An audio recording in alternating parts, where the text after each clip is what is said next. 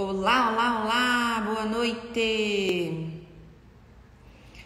Vamos lá para mais um dia da leitura do nosso livro, Uma Vida com Propósito. Ficamos aí uns dias sem fazer a leitura do livro. Prometo que vou compensar algum dia aí que estiver mais tranquilo. Vou fazer 2 leituras para que a gente termine dentro do nosso prazo, para não atrasar a leitura do livro. Hoje, dia 35 já, apenas poucos dias para finalizar o nosso livro. Na verdade, ele deu 2 dias de extra aqui nesse livro, então serão 42 dias, tá? É isso mesmo, 42 dias. Ele fala que é 40 dias, mas essa versão tem mais 2 dias de extras, então temos mais alguns dias aí. Vamos lá? Então, dia 35, o poder de Deus na nossa fraqueza. Somos fracos, mas pelo poder de Deus viveremos com Ele para servir vocês. 2 Coríntios 13, 4. Deus realmente gosta de usar pessoas fracas.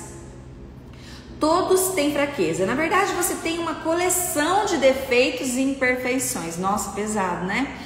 Mas é verdade, somos seres falíveis e tá tudo certo com isso.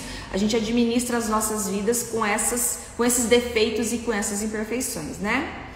Temos imperfeições físicas, emocionais, intelectuais, espirituais.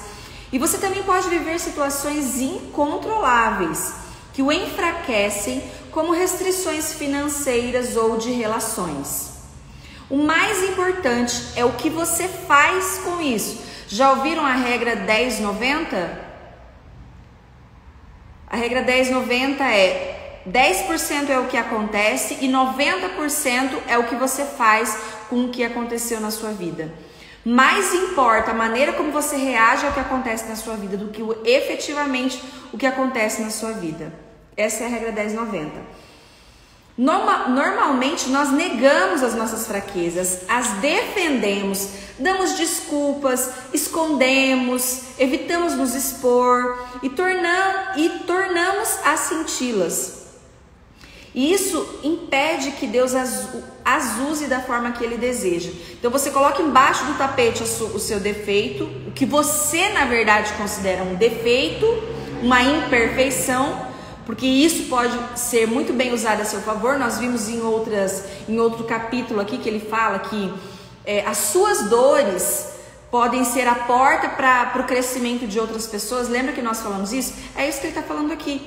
Quanto mais você esconde as dores que você passou, o que você considera que é imperfeição aos seus olhos, menos Deus consegue agir na sua vida. Deus tem uma perspectiva diferente da fraqueza humana. Ele diz: os meus caminhos e os meus pensamentos são mais altos que os seus. Isaías 55, 9. Por isso ele muitas vezes age de forma exatamente oposta ao que nós esperamos. Imagina... Opa, vamos lá. Oi, Pri, tudo bem? Que bom ter você aqui. Imaginamos que Deus deseja usar somente as nossas virtudes, mas Ele também quer usar as nossas fraquezas para a sua glória. A Bíblia diz: Deus escolheu para envergonhar os poderosos o que o mundo acha fraco. Olha só, 1 Coríntios 1, 27. As fraquezas não são um acidente. Gente, não são um acidente. Opa, perdi aqui.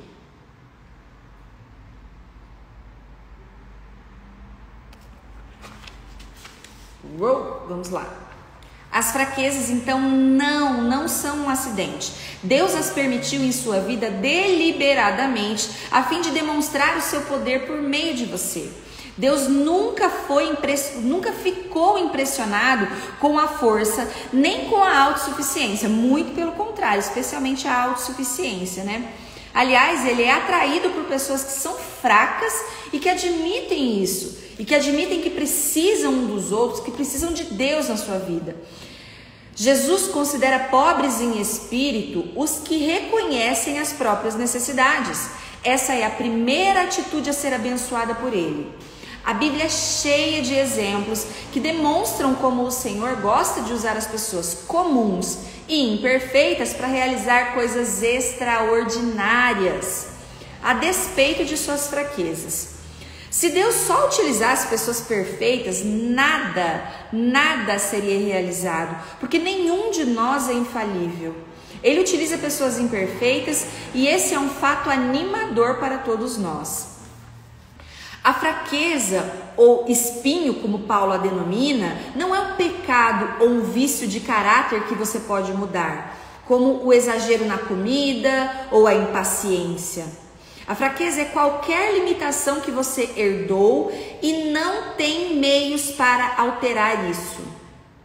Pode ser uma limitação física, como uma deficiência de membros, uma doença crônica, um vigor naturalmente baixo ou qualquer inaptidão que você tenha. Pode também ser uma limitação emocional, como uma sequela de um trauma, uma lembrança dolorosa. Gente, quem não tem isso? Todo mundo tem alguma coisa desses aqui, né? Um comportamento peculiar ou algum fator hereditário mesmo. Pode ainda ser uma limitação intelectual ou com as suas habilidades. Nem todos somos absolutamente brilhantes ou talentosos. Quando você pensa nas limitações da sua vida, você pode se sentir tentado a concluir: Deus nunca poderia me usar. Ou até mesmo na sua vida: eu não consigo ajudar ninguém. Quem sabe, né? Mas o Senhor jamais será limitado por nossas limitações. Aliás, Ele gosta de encher recipientes comuns com o seu grande poder. A Bíblia diz: somos como vasos de barro em que esse tesouro é armazenado. A exemplo da cerâmica comum, apresentamos falhas e quebramos com facilidade. Mas Deus irá nos usar, gente, sempre, a todo momento, se permitirmos que Ele trabalhe por meio das nossas fraquezas. Eu vou repetir: Deus irá nos usar se permitirmos que Ele trabalhe por meio das nossas fraquezas. Isso se chama vulnerabilidade. Seja vulnerável, reconheça as suas fraquezas e reconheça acima de tudo que não há nada de errado nisso. É a regra 10-90, é o olhar que você coloca sobre essa situação e não verdadeiramente essa situação. Para que isso aconteça, devemos seguir o exemplo de Paulo. Admita as suas fraquezas, confesse as suas imperfeições, pare de fingir que é perfeito e seja honesto a respeito de você mesmo. Em vez de viver apresentando desculpas e recusas, identifique sem pressa suas fraquezas pessoais. Você pode até fazer uma lista delas. Duas grandes confissões no Novo Testamento ilustram o que é necessário para uma vida saudável. A primeira foi feita por Pedro, que disse a Jesus: Tu és o Cristo, o Filho de Deus vivo. Mateus 16:16. E a segunda foi feita por Paulo, que disse a uma multidão que o idolatrava: Nós somos simples seres humanos como vocês. Atos 14:15. Se você quer que Deus o use, deve saber quem é Ele e quem é você. Muitos cristãos, especialmente líderes, se esquecem dessa segunda verdade. Somos apenas humanos. E aliás, o belo da nossa existência é justamente isso. Se uma crise for necessária para que você admita isso, Deus não irá hesitar em permiti-la, pois Ele o ama. Muitas vezes Ele adoece, você fica doente, ou Ele te causa, sei lá, algum grande trauma você passa pela sua vida, para que você compreenda definitivamente a sua vulnerabilidade, para que você aceite as suas imperfeições. Deus não irá hesitá-lo em permitir que uma crise aconteça na sua vida se isso for necessário. Olha só. Regozije-se na sua fraqueza. Paulo disse: Sinto-me muito feliz em me gloriar nas minhas fraquezas, pois assim o poder de Cristo poderá agir por meu intermédio. E como que sei que tudo é para Cristo? Estou muito contente com a minha fraqueza. Olha só, 2 Coríntios 12:9. Como sei que tudo é para Cristo, eu estou contente com a minha fraqueza. Em princípio, talvez isso não faça sentido nenhum para você. Nós queremos ser libertos das nossas fraquezas, mas não nos regozijamos nela. O regozijo, no entanto, é uma expressão de fé na bondade de Deus. É como dizer: Deus, eu creio que tu me amas e sabe o que é melhor para mim. Olha, isso é fé. Mesmo com as imperfeições, eu sei que você sabe o que é melhor para mim e eu confio em você. Parece fácil, né? Paulo apresenta várias razões para ficarmos contentes com as fraquezas. Para começar, elas nos fazem depender de Deus. Falando a respeito da própria fraqueza, que o Senhor recusara a eliminar, o apóstolo declarou: me sinto bem e feliz com o espinho, e quando estou fraco, então estou forte. Gente, quanto menos tenho, mais dependo dele. 2 Coríntios 12:10. Eu vou ler de novo. Sinto-me bem feliz com o espinho, e quando eu estou fraco, eu estou forte. Quanto menos eu tenho, mais eu dependo dele. 2 Coríntios 12:10. Sempre que se sentir fraco, Deus irá lembrá-lo de que você depende dele. As fraquezas também previnem a arrogância, já falamos sobre isso. Elas nos mantêm humildes, como diz Paulo, por causa da grandiosidade daquelas revelações. Para que eu não fique orgulhoso, recebi o dom de um obstáculo. Olha só, ele fala dos obstáculos como um dom que me mantém em contato permanente com as minhas limitações. 2 Coríntios 12:7. Gente, se todos nós olhássemos para as adversidades das nossas vidas com esse olhar, a nossa vida seria com certeza, sem dúvida, muito mais fácil. Ele fala que as adversidades, os obstáculos são um dom para que ele se mantenha permanentemente em contato com as suas limitações. Deus, em muitos casos, reúne uma grande fraqueza com uma grande força, a fim de manter o nosso ego sob controle. É um equilíbrio, é uma balança. A limitação pode agir como um instrumento controlador que nos impede de nos apressar e de passar à frente de Deus. Quando Gideão recrutou um exército de 32 mil homens para combater os midianitas, Deus reduziu a apenas 300 homens. Isso fez com que as chances no combate contra as tropas inimigas, cujo efetivo era de 135 mil homens, ficassem reduzidas à proporção de 1 para 450. Isso aparentemente, olha só, era uma receita para a ruína, mas Deus agiu assim para que Israel soubesse que fora o poder de Deus e não a força deles que os havia livrado. As nossas fraquezas também incentivam a comunhão entre os fiéis. Enquanto a força gera um espírito independente, ou seja, eu não preciso de mais ninguém, eu sou forte, as nossas limitações demonstram quanto precisamos uns dos outros. Pausa para suspiro. Quando tecemos as frágeis fibras de nossa vida uns com os outros, surge uma corda de grande força. Vance Havner brincava: os cristãos são como flocos de neve, são frágeis, mas junto podem parar o trânsito. Acima de tudo, as nossas fraquezas aumentam a nossa capacidade para o exercício do ministério e da solidariedade. Olha só, elas nos tornam mais atenciosos e nos fazem sentir compaixão pelas fraquezas dos outros. Deus quer que você tenha um ministério semelhante ao de Cristo.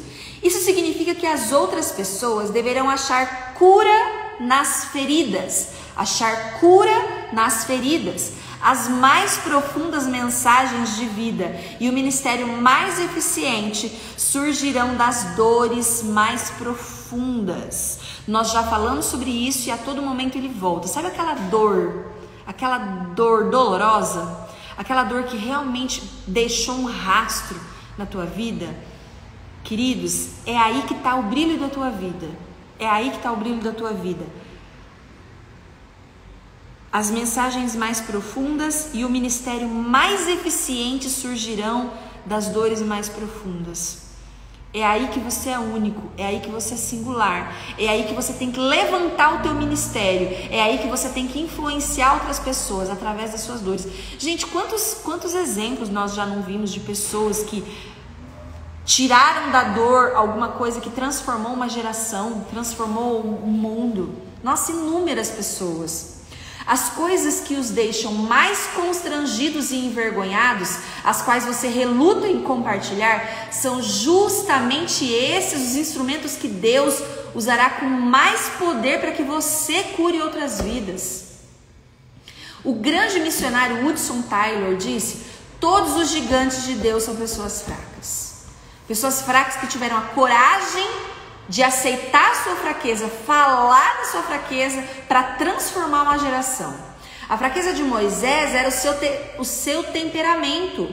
Por causa disso, ele assassinou um egípcio, feriu a rocha a qual deveria falar e quebrou as tábuas dos 10 mandamentos. E ainda assim, Deus o transformou no homem mais paciente da terra.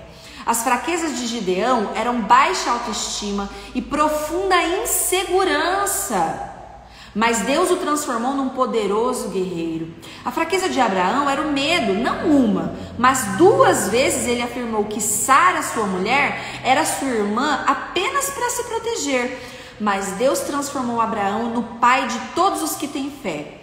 Impossível e sem força de vontade, Pedro tornou-se uma pedra. O adúltero Davi tornou-se o homem segundo o meu coração. João, um dos impossíveis filhos do trovão, tornou-se o apóstolo do amor. Nenhum era perfeito, todos tinham grandes defeitos, mas eles se tornaram grandes homens de Deus. A lista poderia ser interminável. Não tomarei muito tempo para relatar as histórias de fé de Gideão, Baraque, Sansão, Jefité, Davi, Samuel e de todos os profetas. Suas fraquezas se transformaram em força. Deus é especialista em transformar fraqueza em força. Ele quer pegar a sua maior fraqueza e transformá-la, desde que você se abra para que Deus faça isso na sua vida. Compartilhe as suas fraquezas de uma forma sincera. O ministério começa com vulnerabilidade. Vulnerabilidade. Tem um livro da Brené Brown, não está aqui, que se chama O Poder de Ser Imperfeito, A Grandeza de Ser Imperfeito, alguma coisa nesse sentido. Esse livro é a autoridade de falar sobre vulnerabilidade. É Brené Brown, a autora, O Poder de Ser Imperfeito, alguma coisa assim. Quanto mais você baixa a guarda, tira a máscara e fala sobre as suas lutas, mais Deus poderá usá-lo para você servir outras pessoas. Paulo deixava transparecer a sua vulnerabilidade em todas as suas cartas. Ele abertamente compartilhava suas falhas, seus sentimentos, suas frustrações e seus medos. É claro que a vulnerabilidade é arriscada, ainda mais para quem nunca se expôs. Não é do dia para a noite que você vai começar a apresentar suas vulnerabilidades e ainda mais para qualquer pessoa, de qualquer forma. Não é assim. Pode ser assustador baixar a guarda e abrir a vida aos outros. Quando expõe os seus fracassos, sentimentos, frustrações e temores, você se arrisca a ser rejeitado. Sim, de novo o livro Raiz de Rejeição.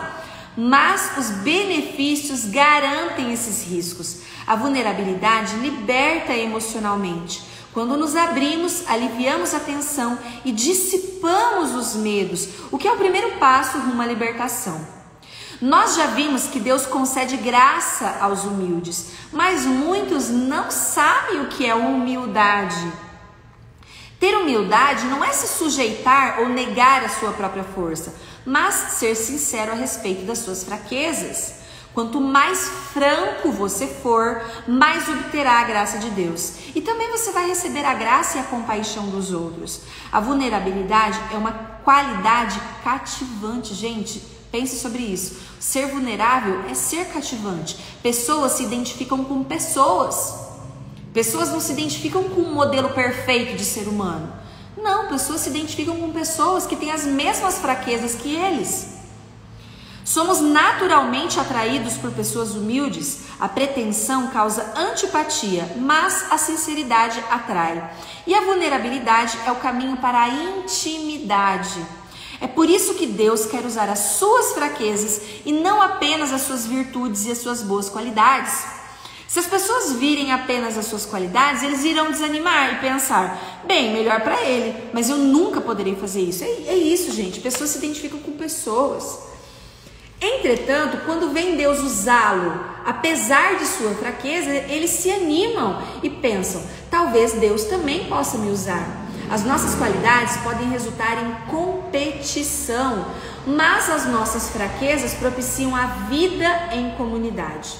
Em algum ponto da vida, você terá que decidir se quiser impressionar ou influenciar as pessoas. Você pode impressioná-las à distância, mas tem que chegar perto para influenciá-las. E quando você fizer isso, eles poderão perceber as suas imperfeições. E não há nenhum problema nisso, tá tudo certo. A qualidade essencial para a liderança não é a perfeição, mas a credibilidade. E quanto mais vulnerável você for, mais você passa essa credibilidade. As pessoas devem ser capazes de confiar em você. Caso contrário, não o seguirão. Como você constrói credibilidade? Você sabe? Não fingindo ser perfeito e sendo sincero. Uau, extraordinário! A nossa vida vai ser muito mais leve se a gente passar a ser muito mais transparente. Glorie-se em sua fraqueza. Paulo declarou: vou apenas gloriar-me de quão fraco sou e quão grandioso é Deus para usar uma fraqueza dessas para a sua glória. Em vez de se apresentar como um ícone de invencibilidade e autoconfiança, veja-se como um troféu da graça de Deus. Olha que lindo isso. Somos um troféu da graça de Deus.